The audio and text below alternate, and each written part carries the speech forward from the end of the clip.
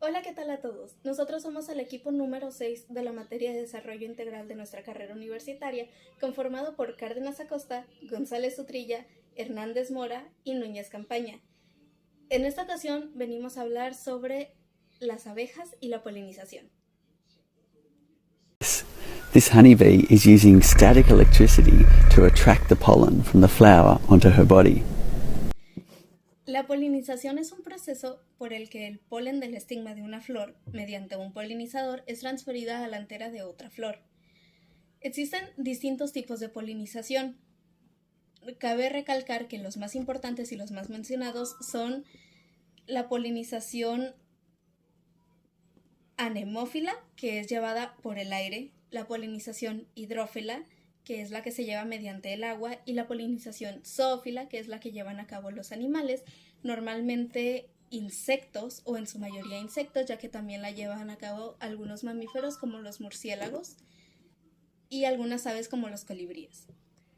De estas polinizaciones también cabe recalcar que hay polinizaciones naturales. La polinización natural es la que se lleva a cabo por medios bióticos y abióticos, y existe la polinización artificial, que es la que se lleva a cabo por la intervención humana.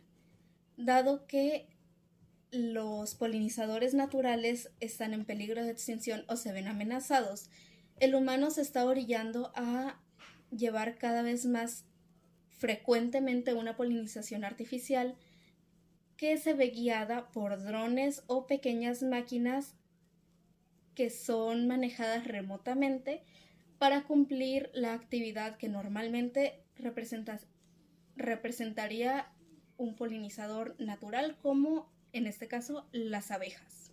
La polinización por insectos es la más confiable y en la que más se ve esperanza para la polinización en cultivos grandes, ya que es en la que más confían los agricultores para poder llevar a cabo una buena cosecha. Más de 3.000 especies de abejas se ven trabajando para que se lleve a cabo una buena polinización.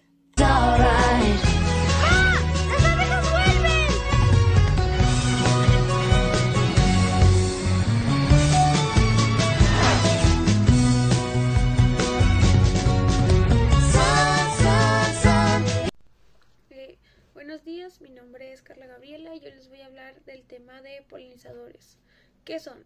Los polinizadores son ciertos animales que se alimentan del néctar o el polen de ciertas plantas, que durante sus vidas transportan el polen de forma accidental de una planta a otra.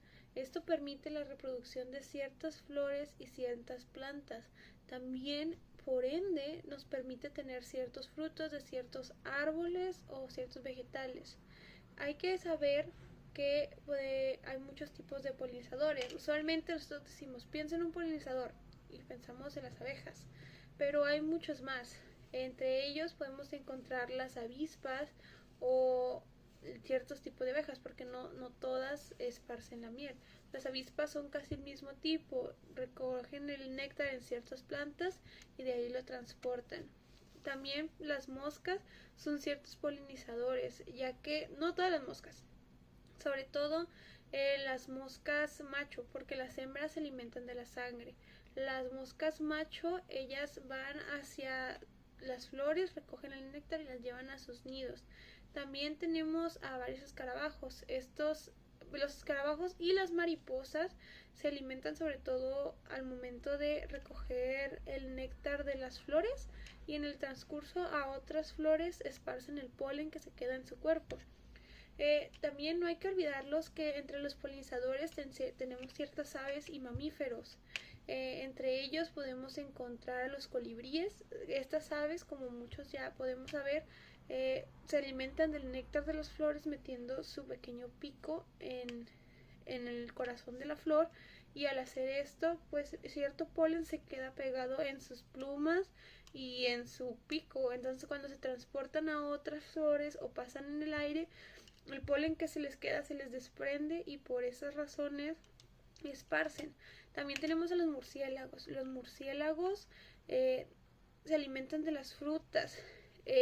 Cuando se alimentan de las frutas suelen pasar por encima de ciertas flores y al pasar por eso y volver a volar se queda pegado en su pelaje y al emprender vuelo ellos desprenden el polen y caen en ciertas plantas. También podemos encontrar a los lémures, es prácticamente lo mismo que en el murciélago.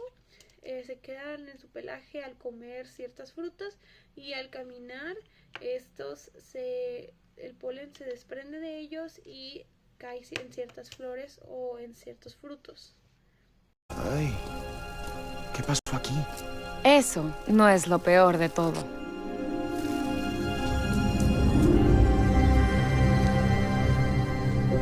Ay, no. No puede ser. Se marchitan.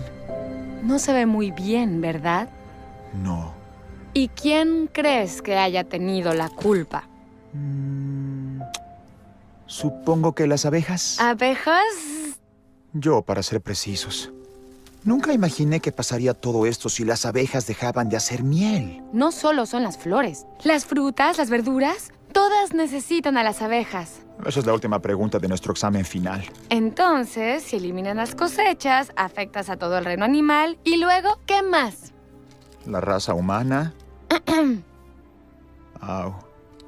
Si no hay más polinización, creo que todo se irá al drenaje, ¿cierto? ¿Qué pasaría si las abejas se extinguieran? Como muchos ya sabemos, las abejas nos ayudan a salvaguardar los diversos ecosistemas que tenemos en el mundo. Muchas personas tienen la creencia que si se extinguen las abejas, esto ocasionaría un evento en cadena en la que las plantas se extinguieran, después los herbívoros, después los carnívoros y por ende nosotros, cuando realmente no es así, eso no pasaría. Sí es cierto que ciertas plantas sí podrían desaparecer, pero muchas otras no, y muchos alimentos sí se verían afectados, pero no desaparecerían, porque existen muchos otros tipos de polinizadores aparte de las abejas, no solo dependemos de ellas. También ya se está trabajando en diversos tipos de polinizaciones artificiales, entonces realmente sí ocasionaría un cambio, pero no sería algo como para extinguirnos.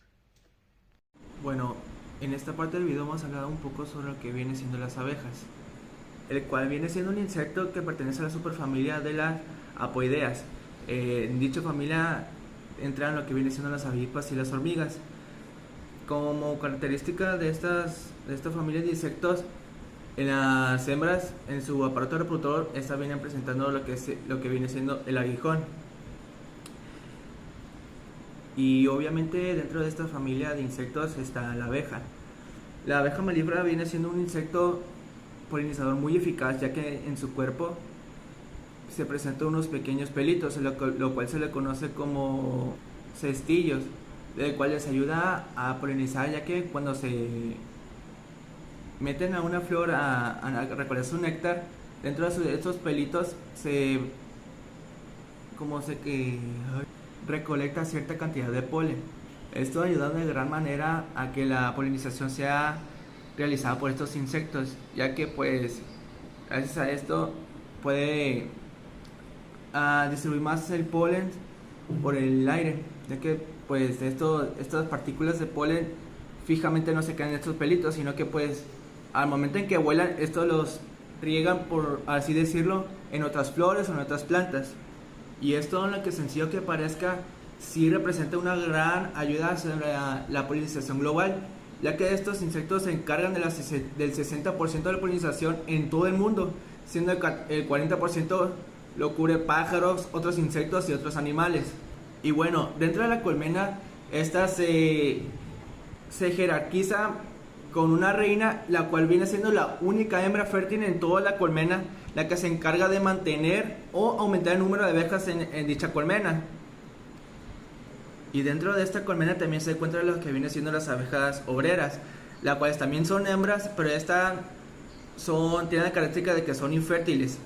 Y estas son las que normalmente conocemos, son las que tienen aguijón, y son las causantes de las que en algunas ocasiones nos suelen picar a alguna abeja. Estas son las únicas que tienen aguijón, además de la reina.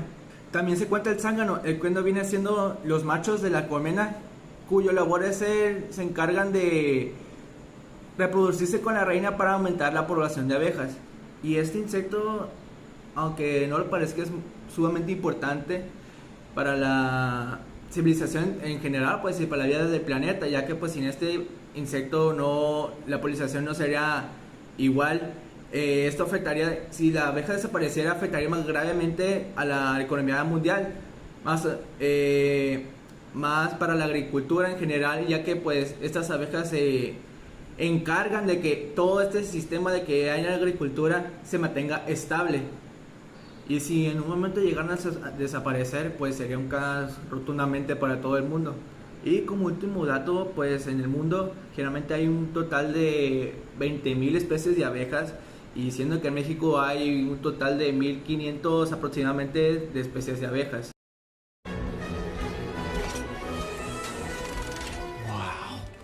We know that you as a bee have worked your whole life to get to the point where you can work for your whole life. Honey begins when our valiant pollen jocks bring the nectar to the hive. Our top secret formula is automatically color corrected, scent adjusted, and bubble contoured into this soothing sweet syrup with its distinctive golden glow you all know as honey. El oxígeno es un elemento fundamental para la supervivencia en la Tierra, ya que la gran mayoría de seres vivos que existen dependen del oxígeno para funciones vitales, ya sea respiración u otras. Aproximadamente el 21% de la atmósfera está compuesta por oxígeno, que es generado de dos formas, terrestre y por el océano.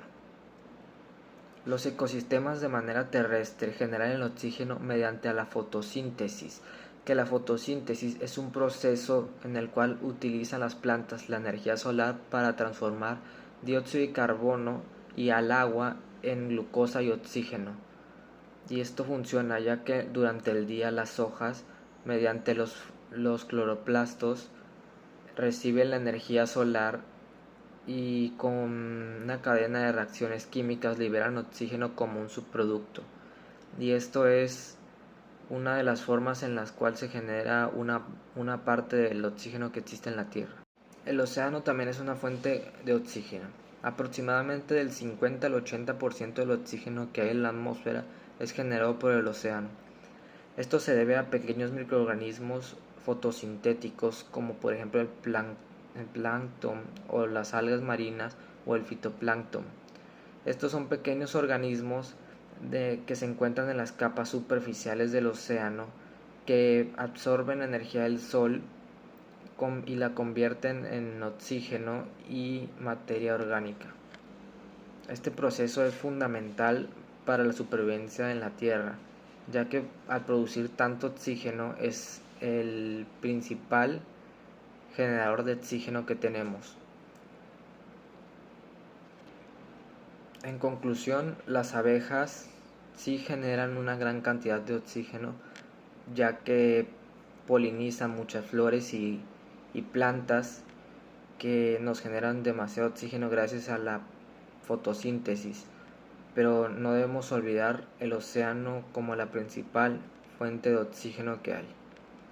Las personas suelen pensar que la mayoría del oxígeno que respiramos proviene de los árboles, sin embargo, alrededor del 70% es producido por plantas marinas, y en realidad los ecosistemas terrestres producen tan solo el 28% del oxígeno. El océano produce oxígeno principalmente a través de las plantas fitoplancton y algas marinas. Los fitoplancton son organismos microscópicos unicelulares que tienen la capacidad de hacer fotosíntesis, convierten el dióxido de carbono y la luz solar en azúcares que utilizan para obtener energía, y el oxígeno es generado como un subproducto de este proceso. Un tipo de fitoplancton, los Prochorococcus, liberan incontables toneladas de oxígeno en la atmósfera y han alcanzado la fama por ser el organismo fotosintético más abundante en el planeta, y se estima que proporcionan oxígeno para 1 de cada 5 respiraciones que tomamos. Estas diminutas criaturas flotan libremente y viven en la capa superficial de los océanos, lagos y ríos. Forman la base de la cadena alimentaria marina, así que casi toda la vida en el mar depende del fitoplancton. Y a pesar de ser tan diminutos,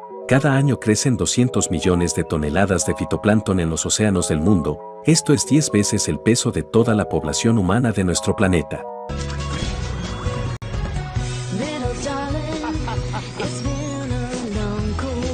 Muchísimas gracias por su atención.